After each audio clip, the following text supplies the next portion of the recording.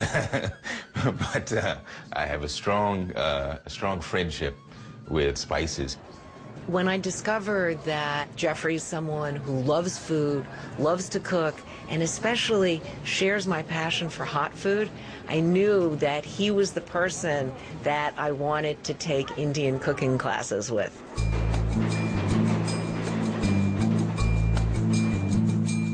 Julie Sani is one of the great authorities on Indian cuisine. Her classes typically have really long waiting lists, and I feel really lucky to have the chance to cook in her home. If you want to enjoy vegetarian food, there's nothing more wonderful than Indian cuisine. Julie's going to take us through Jackson Heights, which is sometimes known as Little India. We're going to be tasting things I didn't know you could get in New York. We're going to be eating pan. Oh my God, I'm getting the fragrance. We're going to be eating these wonderful little things called pani puri. And Julie's going to show us how to make my favorite Indian street food, dosa. We're going to be doing a very spicy red fish curry. She's going to show us a fascinating vegetarian dish, and it's like nothing that I've ever seen before in my life. We're going to be doing stuffed taro leaves and a wonderful, easy shrimp dish. Gosh. Oh, that's gorgeous. Brings back memories. Oh, my Lord. Is this from India? It's not only from India, it's hand-cut, handmade, and I grew up eating on this. Wow. All my life, so it's been in generations in the family. Using her family's tawa, Julie's going to show us how to make dosas. These are crepes that are made with rice and beans. What you do is you soak them separately in water for about 8 hours because you want to soften them so that when you grind them, they become very nice, fine puree. And then we're going to let it ferment. And then you take that and make crepes with them. See, that sound is necessary. And then you go very slowly. Do you make pancakes for your kids? Yeah. I'm known for my pancakes, actually. I can see that. You're an artist. Look at that. There's something really wonderful about this circular motion that you make. You have to get it very, very thin because you're only cooking it on one side. And as you see, as it begins to set, that's when you're going to add the oil. Take a small amount and just dribble it. That fermented smell is so delicious. You could sprinkle quite generously because... So that's the way we like it. I want to make a Mysore masala dosa. It's one of my favorites because it's absolutely covered in really, really hot peppers. You know what that pepper powder is called? It's called the gunpowder. It's literally, that's what we call it. And this is a chutney of coconut? It's a coconut chutney with lots of ginger, enormous amount of green chilies, and curry leaves, and they're all ground up together, and then it has a mustard seed. You need the combination of the hot and cool. together. That's pretty cool. That's great. Yesterday, Julie took Jeffrey and me for an all-encompassing tour of the fabulous Little India that is Jackson Heights. Our first stop in Jackson Heights was for Indian snacks. Julie took us to a place called Rajbagh for chaat. Chaat is a wide array of Indian snacks. You know, you could do this with a spoon or just with a fingertip. The snack that Julie is most insistent that we must try is pani puri. And before you say anything, you open your mouth.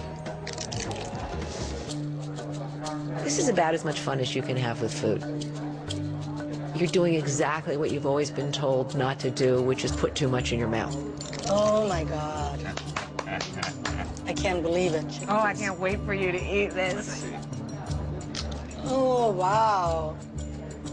It's crisp, it's moist, it's spicy, it's sweet, and it completely fills your mouth. What's incredible about it is that it saturates every part of your mouth.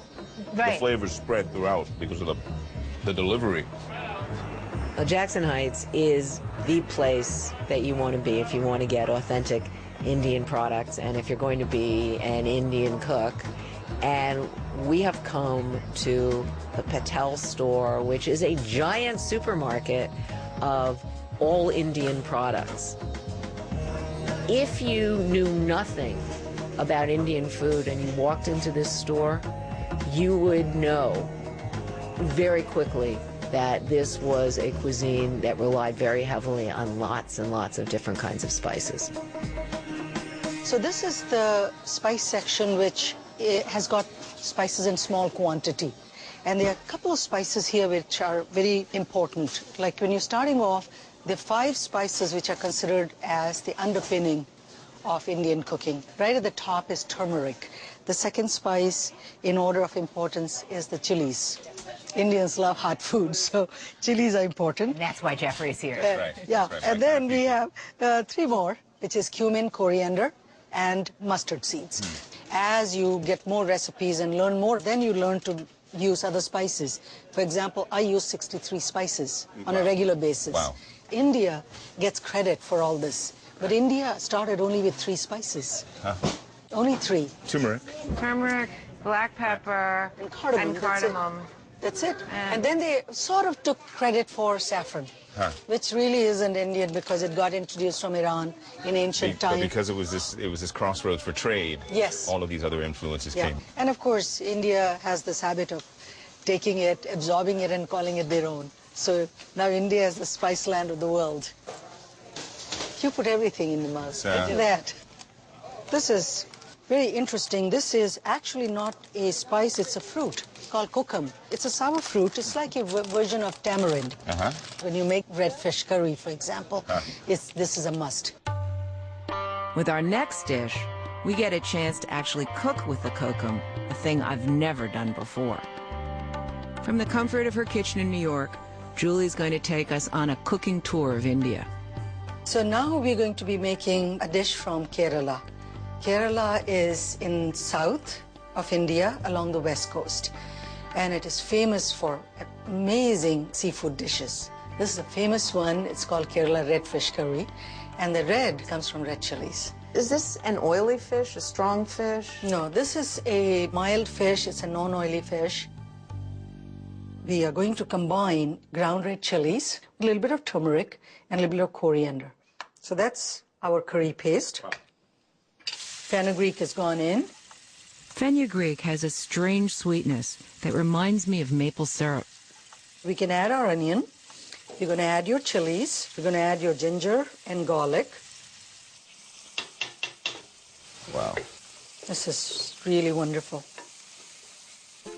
This is how Indian cooks check if the masala paste is fried nicely, because you smell the spoon.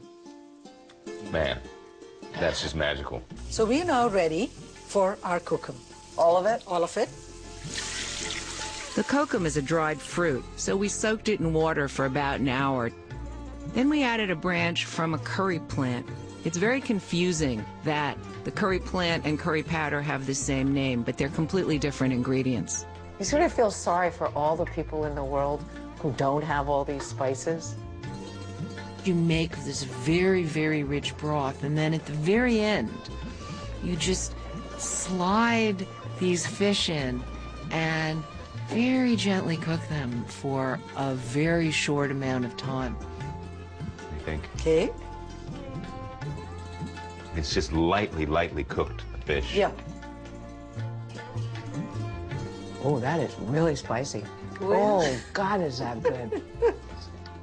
What's coming out of this is you are getting the sweetness of the fenugreek and the sourness of the kokum, which comes on sort of after the chili. Oh, yeah. Here, Jim. Oh,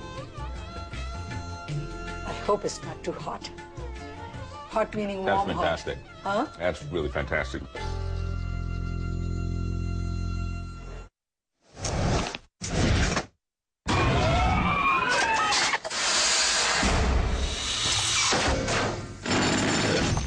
Is it the latest technology?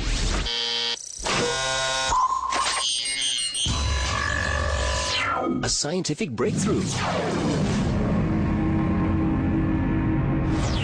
Or something from another galaxy?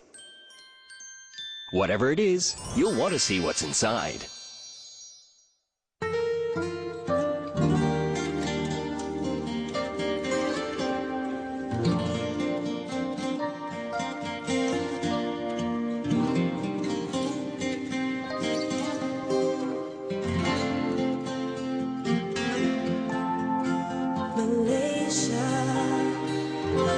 True.